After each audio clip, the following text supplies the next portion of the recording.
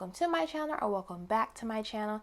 And in today's video, I'm going to show you how I changed this wig from this black hair color to a more so amber hair color. And definitely we're going to reveal the official final color at the end of the video, because I just wanted to go ahead and get started and jump into the video. And as I'm showing you, the wig starts off completely black. And before I always bleach or color any of my hair, I like to do it in sections. You know, sections just make life easier. It's easier to work in sections. So I'm just kind of showing y'all my sloppy sections that I kind of got going on. Your sections never have to be neat, but just, you know, working in sections just makes stuff easier, you know?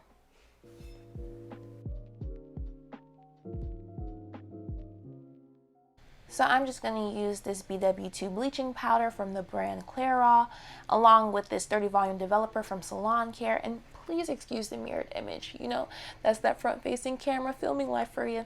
And I couldn't figure out how to flip it, so amen, we gonna make do with what we got. But anyways, as you see, I'm trying to like apply it all professional stuff with the brush at first. But after a while, I was like, bump that, man. Like, it's a million times easier to just apply it with your hands. And I feel like you can also like ensure that it's more evenly distributed throughout the sections when you apply it with your hands.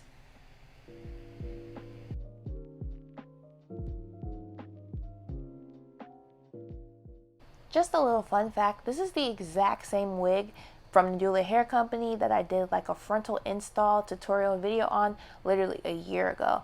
And just dyeing, bleaching, and just changing up your wig hair color is a nice way to revamp a wig, especially if the quality is still pretty good, but you're just getting bored with it. You notice that you're not wearing it as often. Like, definitely dye your hair. It's a nice way to jazz up a wig and still get some use out of it.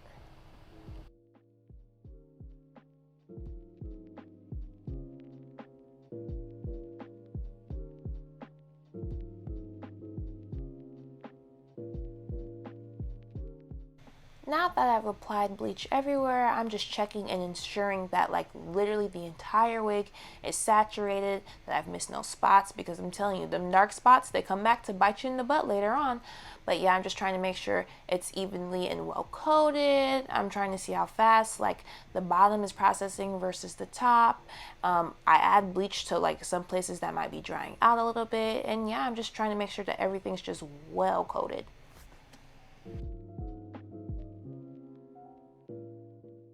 So prior to like wrapping up the sections in aluminum foil, the hair had been processing for about 25 minutes, but I did want it to process and lift a little bit more. That's why I added aluminum foil, and I checked the hair like every 5 minutes, like once I added it, for a total processing time of about, I want to say 50 minutes. And then like once the bleach was completely done like processing in the hair, I rinsed it out with this Isoplus Neutralizing shampoo, which really takes me back to my relaxer days, man. Like, you know, when you used to wash it in your hair and your hair would turn pink to show that they were still relaxing your hair? Ah, nostalgia. But yeah, and I got this final color, this pretty nice, warm, orangey, brownish tone color. So I went ahead and watercolored the hair with these 3 dyes. I'll definitely have their like numbers and their colors in the description bar below. And I didn't even use the entire bottles. I probably used about a quarter of each bottle, I want to say. Because yeah, that would literally defeat the whole purpose of watercoloring if I used the whole bottle. But before I watercolored the hair, I went ahead and I sprayed my lace with Got To Be Free spray, and I blow dried that. And mind you, I did this about 2 to 3 times. I don't play when it comes to lace.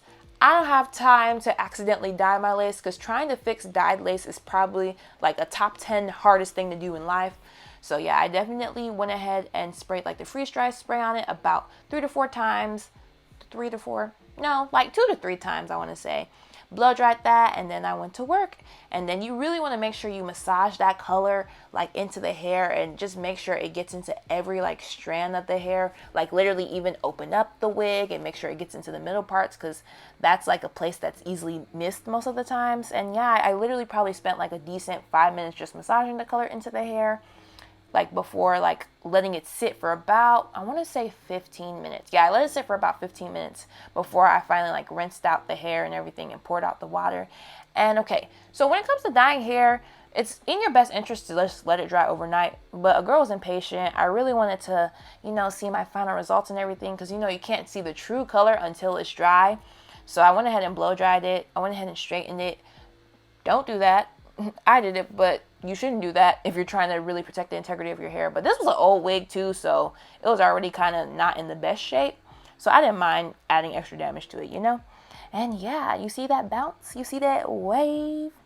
But yeah, here are the final results. Purr, purr, purr, purr.